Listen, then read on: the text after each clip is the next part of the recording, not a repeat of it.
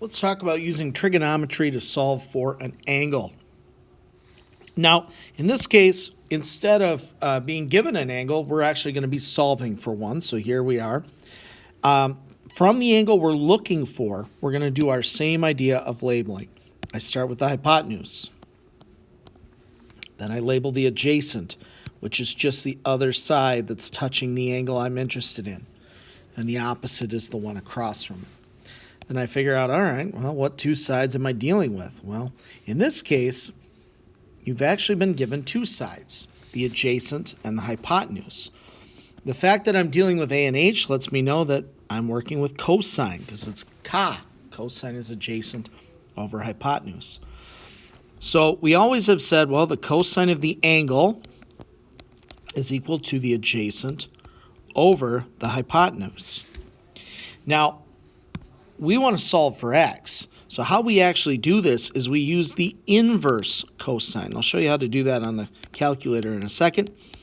But the inverse cosine, and basically an inverse undoes something. So if I take the inverse cosine of cosine, I'm left with x, and I have to do that to the other side as well. Let me show you how to type that in. All right, so you'll have to press the second button. And then in the cosine button gives you inverse, and then you hit it. So again, you just press the second button right here, and then inverse cosine, and there it is, 45 degrees. Let's do another one. All right, so you can see I've put in two sides and the angle, so always figure out, okay, label from that angle. This is the hypotenuse right here.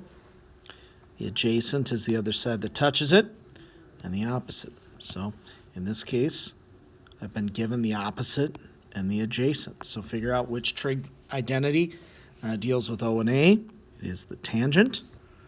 So we'll say the tangent of x is equal to the opposite over the adjacent. And again, we're going to use the inverse tangent. So inverse tangent like this.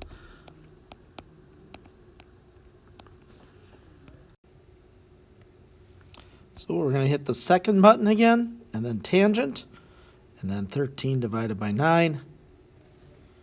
And there we are, 55.3 degrees. Let's do one more. Okay, let's start with some labeling. Hypotenuse is the longest side. Adjacent is the other side that touches. Opposites left over.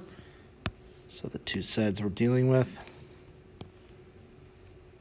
The opposite and the hypotenuse, that is sine. So the sine of our angle is equal to opposite over hypotenuse. So I'm going to use the inverse sine.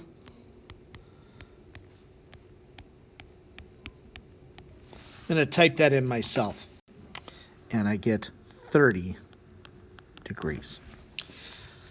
So a little bit different than finding the sides, maybe actually a little bit easier. Label your sides, figure out which two sides you've been given. That'll set up which trig function you're going to use, and then set up, the trig function of x equals your ratio that you've chosen to use, depending on the sides you were given, and then use the inverse trig function on your calculator to get the angle.